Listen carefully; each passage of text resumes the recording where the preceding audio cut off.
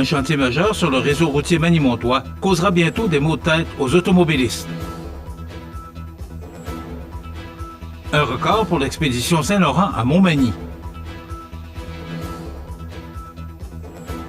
Le dossier de la piscine du cégep de la Pocatière continue de faire des vagues.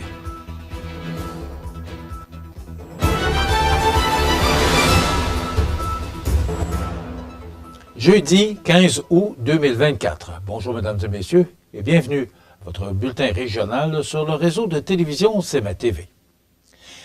Depuis quelques semaines, les citoyens manimontois peuvent apercevoir un chantier majeur qui se déroule sur la 3e avenue Sud.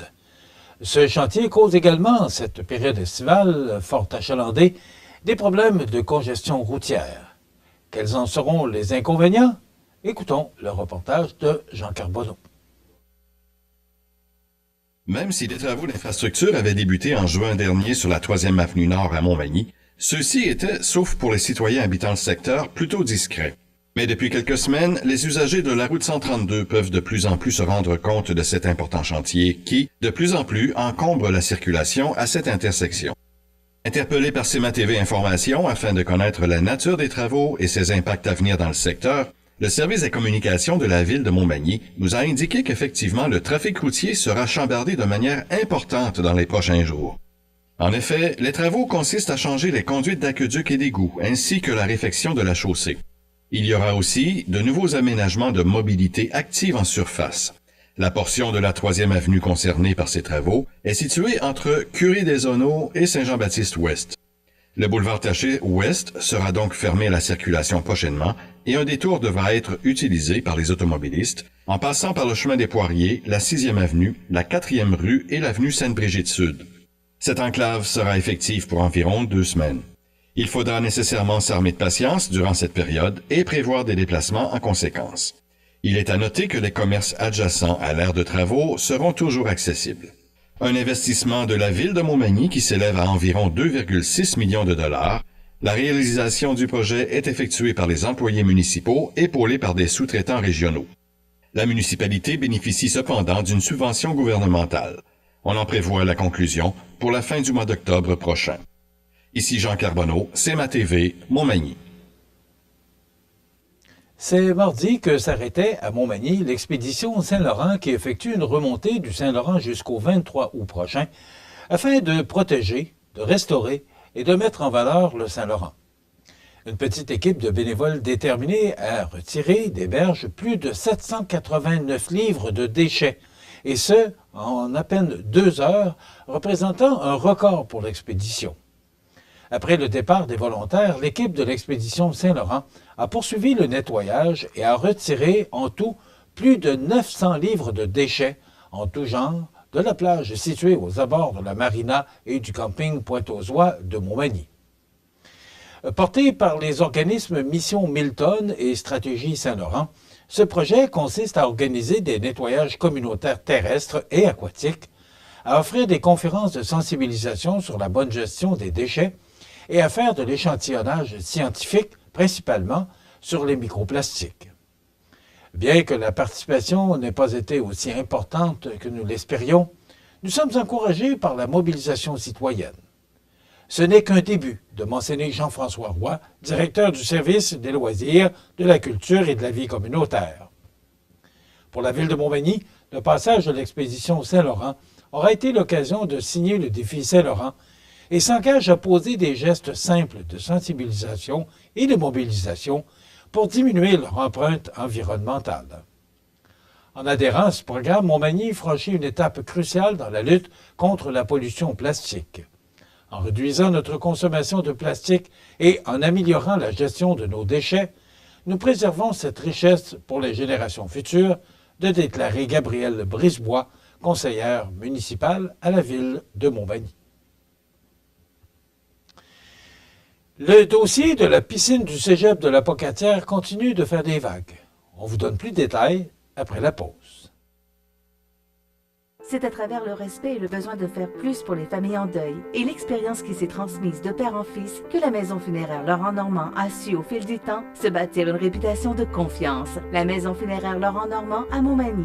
Laissez-nous vous accompagner. Animalerie Montmagny, On aime vos félins, parfois taquins. Oui, vos chiens, même les coquins. Vos oiseaux qui chantent en duo, c'est pour l'amour des animaux. Animalerie Montmagny, pour l'amour des animaux. Vous regardez CEMA TV, le réseau de l'information sur la Côte-du-Sud.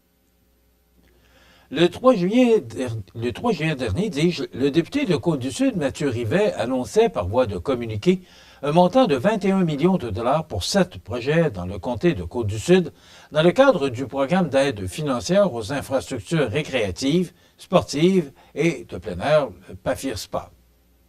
Suite à cette annonce, les élus de la ville et la direction du cégep de la Pocatière ont vite réalisé que le montant demandé pour le projet de rénovation de la piscine du cégep, étant souhaité par la population, ne faisait pas partie de cette annonce. Le 13 août dernier, une première rencontre a été organisée par le député Rivet afin de faire le point sur la sauvegarde de la piscine du cégep de la Pocatière. L'objectif de cette rencontre était de présenter aux différents intervenants concernés par ce projet des modèles de réussite de projets similaires au Québec et les prochaines étapes respectives à chaque groupe représenté. Des membres de la direction et du conseil d'administration du cégep, une représentante du comité citoyen, le député fédéral Bernard Généreux, les dirigeants de la Chambre de commerce Kamouraska-Lillet et le maire de la ville, Vincent Bérubé, tous ces gens, accompagnés de la ministre de l'Enseignement supérieur, Pascal Derry, qui, elle aussi, participait de façon virtuelle via la plateforme Teams, ont accepté l'invitation du député qui désirait répondre à certaines interrogations du comité citoyen, entre autres. Mathieu Rivet, député de Côte-du-Sud, a souligné l'importance de cette rencontre d'information en ces mots. Il était primordial pour moi de réunir tous les intervenants du milieu à la même table afin de trouver le meilleur chemin à prendre pour la sauvegarde de la piscine du cégep de la Pocatière. Et c'est une infrastructure trop importante et je sais que nous sommes capables, ensemble, de trouver une solution adéquate pour notre milieu. D'autres rencontres doivent se tenir ultérieurement avec, entre autres, les préfets des MRC de Kamouraska et de Lillet, ainsi que le maire de la ville de la Pocatière. Selon le député Rivet, la réussite de la réfection de la piscine de la Pocatière serait collective et l'effort financier de tous devrait être réaliste et atteignable. Par conséquent, si ça devait être le cas pour la réalisation du projet de la piscine, c'est plus de 3 millions de dollars que le milieu devrait investir avant de penser à la réalisation du projet, estimé à près de 12 millions de dollars. Le préfet élu de la MRC de Kamouraska, Sylvain Roy, avait affirmé récemment sur les ondes de CEMA TV qu'une MRC a très peu de fonds propres. Ce sont nos municipalités qui nous fournissent l'argent et il y a un quote-part et, évidemment, on prend la décision ensemble. Mais on a très peu de sous. On a un budget de 10 millions de dollars. Ce n'est pas 150 milliards de dollars, a ajouté M. Roy. Les prochaines rencontres seront déterminantes quant à l'avenir de la piscine du cégep de la Pocatière qui, rappelons-le, est fermée depuis déjà presque 1 an et demi, soit depuis mai 2023. Construite au début des années 60, la piscine du cégep est la seule piscine intérieure entre Rivière-du-Loup et Montmagny.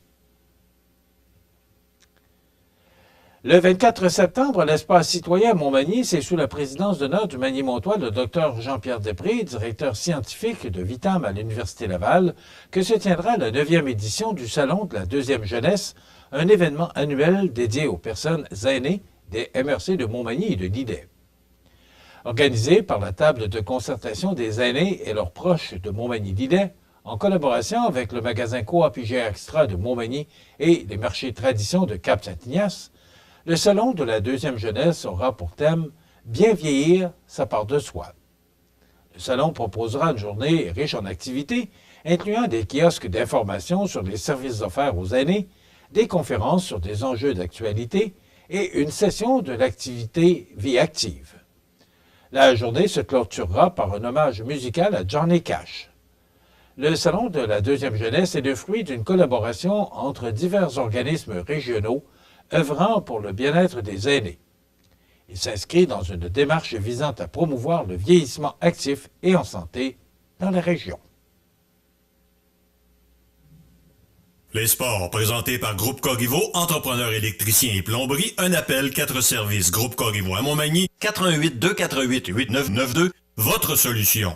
Vous avez des projets de construction ou de rénovation? Pensez Groupe Corriveau, entrepreneur électricien et plomberie. Un appel, 4 services, 88 248 8992, Groupe Corriveau à Montmagny ou groupecorriveau.com. La solution pour du travail bien fait.